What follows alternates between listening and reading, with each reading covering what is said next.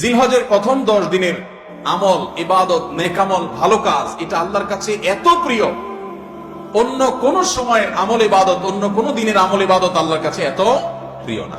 ইবাদতের, নেক আমলের সবচেয়ে বড় যে মৌসুম রমাদান, তারপরে সবচেয়ে বড় মৌসুম হলো জিলহজের প্রথম দশক। নবী করিম সাল্লাল্লাহু আলাইহি ওয়াসাল্লাম একটা হাদিস রয়েছে, মান আহিয়া সুন্নাতাম মিন সুন্নতি, যে ব্যক্তি আমার সুন্নতের কোন একটা সুন্নতকে জিন্দা করবে, কোন একটা ভালো কাজ যে ব্যক্তি শুরু করবে, মান সান্না সুন্নাতান হাসানাতান ফালাহু আজরুহা ওয়া আজরু মান আমিলা বিহা, তাহলে এই ব্যক্তি সেই প্রচলন দিয়ে যত মানুষ তার এই প্রচলন থেকে আমল করবে, আল্লাহ তাআলা তাদের সবার সমপরিমাণ সওয়াব তাকে দান করবেন। আরবে যারা ছিলেন বা আরবের পরিবেশ সম্পর্কে যারা জানেন তারা বলতে পারবেন, বিশেষ করে সৌদি আরবের যে এনভায়রনমেন্ট এবং পরিবেশ, মহল্লা, বাসা, বাড়ি, সেখানে অলিতে গলিতে গেলে বোঝা যায় জিলহজের প্রথম দশক চলতেছে। মার্কেটে গেলে বোঝা যায় জিলহজের প্রথম দশক চলছে। সব জায়গায় তাকবীরের ধ্বনি শোনা যায়, আল্লাহু আকবার, আল্লাহু আকবার, লা ইলাহা ইল্লাল্লাহ, আল্লাহু আকবার, আল্লাহু আকবার, লিল্লাহিল হামদ। বিভিন্ন বাসা বাড়ির গেইটে ছোট্ট ডিভাইস রেখে দেয়, এই ডিভাইসে আপনার ছোট সাউন্ড বক্সে মৃদু ভলিউমে এই তাকবীরগুলো সুললিত কণ্ঠে বাজতে থাকে। পথচারী যারা যায় তারা শুনে তাদের মনে হয় তারা পড়া শুরু করে দেয়। দোকানে যাবেন আপনি, মার্কেটে, শপিং মলে যাবেন, ছোট্ট করে আপনার হালকা ভলিউম দিয়ে এই তাকবীরগুলো বাজাতে থাকে, সেগুলো দেখে সবাই স্মরণ হয়, সবাই পড়তে থাকে। এভাবে গোটা সমাজে বোঝা যায় যে একটা ইবাদতের মৌসুম চলছে। ভাইরা আমার, কোরআনে কারিমে আল্লাহ রাব্বুল আলামিন সূরা ফাজর, কোরআনে কারিমে 30 নম্বর সূরা একটা সূরা হলো, সূরাগুলো একটা সূরা হলো সূরাতুল ফাজর। এই সূরাতুল ফাজরের মধ্যে আল্লাহ তাআলা বলেছেন, ওয়াল ফাজরি ওয়া লায়ালিন আশর, ফজরের শপথ। ফজর মানে কি? ফজরের নামাজ, সকাল। ফজরের শপথ, ওয়া লায়ালিন আশর, এবং 10টি রাতের শপথ। এই 10টি রাতের শপথ যে আল্লাহ তাআলা করলেন, আল্লাহ সুবহানাহু ওয়া তাআলা কোন বস্তুর নামে শপথ করার মানে হলো ওই বস্তুটা আল্লাহ তাআলার কাছে বিরাট বড় মর্যাদাবান। আল্লাহর সৃষ্টির মধ্যে যে সমস্ত সৃষ্টির নামে আল্লাহ শপথ করেছেন, এই সৃষ্টিগুলোর মাহাত্ম্য এবং শ্রেষ্ঠত্ব, মর্যাদা বোঝানোর জন্য আল্লাহ তাআলা ওই বস্তুগুলোর নামে কি করেন? শপথ। সহিহ বুখারীর একটা হাদিস রয়েছে, নবী করিম সাল্লাল্লাহু আলাইহি ওয়াসাল্লাম বলেছেন, মা মিন আইয়ামিন আল আমালুস সালিহু ফীহিন্না আহাব্বু ইলাল্লাহ মিন হাযিহিল আইয়াম, ইয়ানি আইয়ামাল আশর। জিলহজের প্রথম 10 দিনের আমল, ইবাদত, নেকামল, ভালো কাজ, এটা আল্লাহর কাছে এত প্রিয়, অন্য কোন সময়ের আমল ইবাদত, অন্য কোন দিনের আমল ইবাদত আল্লাহর কাছে এত প্রিয় না। বান্দা এই 10 দিনে নেকামল করলে আল্লাহ তাআলা যত খুশি হন, অন্য কোন সময়ের নেকামলে আল্লাহ তাআলা এত সন্তুষ্ট।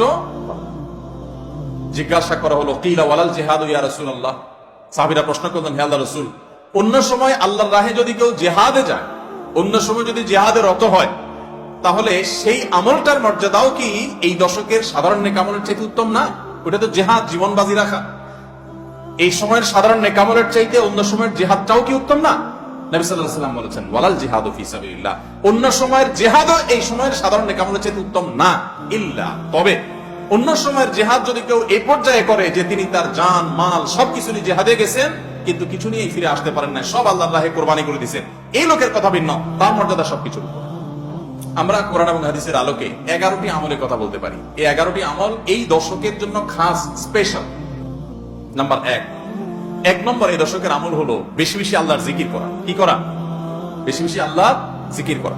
কারণ কোরআনে কারিমে সূরা তাওবাতে আল্লাহ রাব্বুল আলামিন এই দশককে ইঙ্গিত করে বলেছেন যে তোমরা আল্লাহ তাআলার জিকির করো ফি আইয়ামিন মাদুদাত, নির্দিষ্ট দিনসমূহে, নির্ধারিত দিনগুলোতে তোমরা আল্লাহর জিকিরে মাশগুল থাকো। এখানে আল্লাহর জিকির যে নির্দিষ্ট দিনগুলোতে রাখার কথা বলা হয়েছে, সেই আয়াতের ব্যাখ্যা আবারও তাফসীর ইবনে কাসিরে এবং ইবনে আব্বাস রাদিয়াল্লাহু আনহু সহ আরো অন্যান্য মুফাসসিরদের থেকে বর্ণিত হয়েছে যে নির্দিষ্ট দিন বলতে জিলহজের প্রথম 10 দিনকে আল্লাহ তাআলা মিন করেছেন। এই 10 দিনই তোমরা আল্লাহর জিকিরে বেশি বেশি করে আল্লাহ তাআলা জিকির করো। তাহলে জিকির শুধু না, পরিমাণে বাড়িয়ে বাড়িয়ে বেশি বেশি পরিমাণে জিকির করতে হবে এই দশকে। আল্লাহ তাআলার স্মরণ অন্তরে হবে, মুখে আল্লাহ তাআলার জিকির চলবে, কাজের মাধ্যমে জিকিরের আমল চলবে, অন্তরের স্মরণের মাধ্যমে, মুখে জিকিরের মাধ্যমে। কোরআনের তেলাওয়াত একটা জিকির, তাসবিহ গুলো একটা জিকির, তাহমিদ, আল্লাহর প্রশংসা একটা জিকির। এরকম যত জিকির আছে, এই দশক হলো জিকিরের দশক। সবচেয়ে বেশি জিকির চলবে, সবচেয়ে বেশি কি চলবে?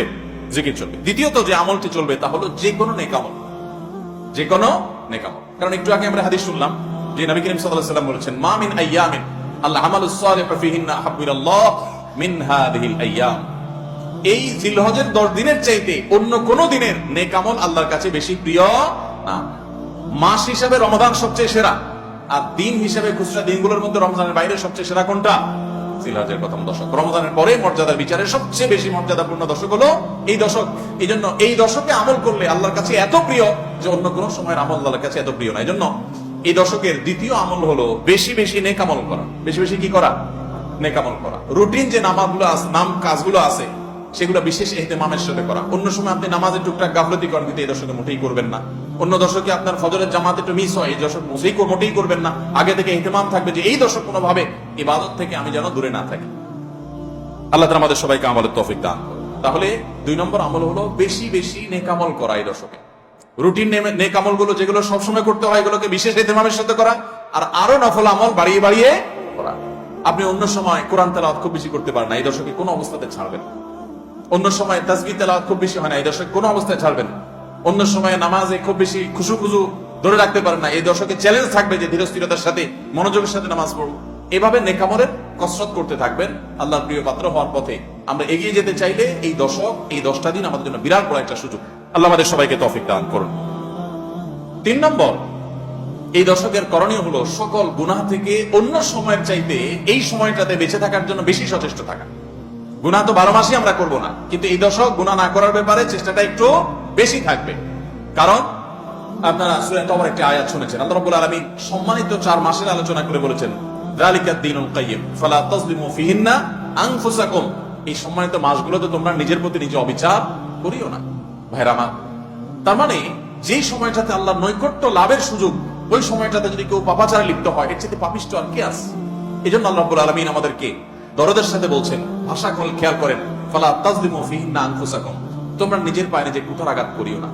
এই 10 দিন না, শুধুমাত্র এই পুরো সম্মানিত 4 মাস, সম্মানিত 4 মাসের ভিতরে টানা 3টা মাস চলছে, জিলকদ, জিলহজ, মুহররম, আরেকটা হলো রজব মাস, রমজান আগের মাসের আগের মাস। তাহলে সম্মানিত 4 মাসের মধ্যে এই 10টা দিন আবার বিশেষ মর্যাদাবান। অতএব এই আয়াতটা এখানে বেশি ফিট হবে, অর্থাৎ পাপাচার থেকে বাঁচার জন্য আলাদা কসরত থাকবে। অন্য সময় আমি গুনার কাজ করলেও এই দশকে কোন অবস্থাতে আল্লাহর নাফরমানি করব না। আল্লাহ আমাদের সবাইকে বেঁচে থাকার তৌফিক দান করুন। ভাইরা আমার, তাহলে 3 নম্বর আমল আমরা পেয়ে গেলাম। 4 নম্বর আমল হলো যাদেরকে আল্লাহ তাআলা সামর্থ্য দিয়েছেন তারা হজ করবেন। এই দশক হজের আমলের মাস, আমলের দশক, এই দশকেই তো হজ হবে। অতএব যাদের তৌফিক দিয়েছেন আল্লাহ তাআলা, তারা কি করবেন? হজ করবেন। এটা দশকের আমল। এটা হলো 4 নম্বর আমল। 5 নম্বর আমল হলো যাদেরকে আল্লাহ সামর্থ্য দিয়েছেন তারা এই দশকে কুরবানি করবেন। কারণ কুরবানি এমন একটা আমল, নবী করিম সাল্লাল্লাহু আলাইহি ওয়াসাল্লাম মদিনা হিজরত করেছেন, এরপর থেকে প্রতি বছর তিনি কি করেছেন?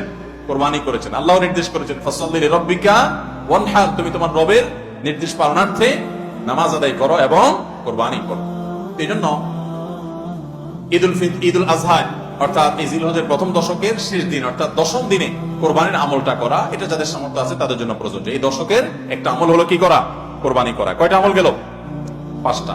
6 নম্বর হলো যাদের কোরবানি করার ইচ্ছা আছে তারা জিলহজের চাঁদ ওঠার আগে আগে, জিলকদ মাসের শেষ দিনের মধ্যে তাদের হাতের নখ, চুল, গোঁফ, অবাঞ্ছিত লোম এগুলো সব কেটে পরিষ্কার করে ফেলবেন এবং এই দশক আর সেগুলোতে হাত দিবেন না।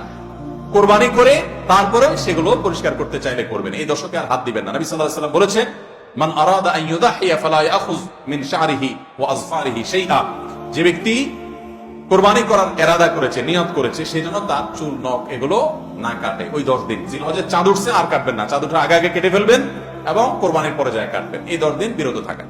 তবে অন্য আরো বিভিন্ন রিওয়ায়াত থেকে, বর্ণনা থেকে বোঝা যায় যে এই আমলটা শুধু যিনি কোরবানি করবেন তিনি নন, যিনি কোরবানি করবেন না, কোরবানি করার সামর্থ্য নাই, তিনিও এই আমল করতে পারেন, তাহলে আল্লাহ তাআলা তাকে কোরবানি করার সওয়াব দান করবেন। এমনকি কোন কোন সালাফ, কোন কোন সাহাবী থেকে আমলও বর্ণিত আছে যে বাসার বাচ্চা কাচ্চা যারা আছে তাদেরকেও এই দশকে চুল, নখ ইত্যাদি কাটতে নিষেধ করেছেন। তাহলে চুল, নখ ইত্যাদি কাটা থেকে বিরত থাকা এই 10 দিন, আগে কাটা এবং পরে কাটা, এই 10 দিন না কাটাকাটি না করা, এটা একটা মুস্তাহাব আমল। এবং প্রায় সব ফুকাহায়ে কেরাম এই ব্যাপারে একমত হয়েছেন। মাওসুআ ফিকহিয়া কুওয়েতিয়ার মধ্যে লেখা হয়েছে যে ইত্তাফাকাল ফুকাহা, সব ফকিহগণ প্রায় একমত যে এই দশকে যিনি কোরবানি করবেন তিনি তো বটেই, কোরবানি যিনি করবেন না তাদের তরফ থেকেও চুল, নখ এগুলা কাটা থেকে বিরত থাকা মুস্তাহাব। তাহলে 6 নম্বর আমল গেল চুল, নখ ইত্যাদি দশক না কেটে থাকা।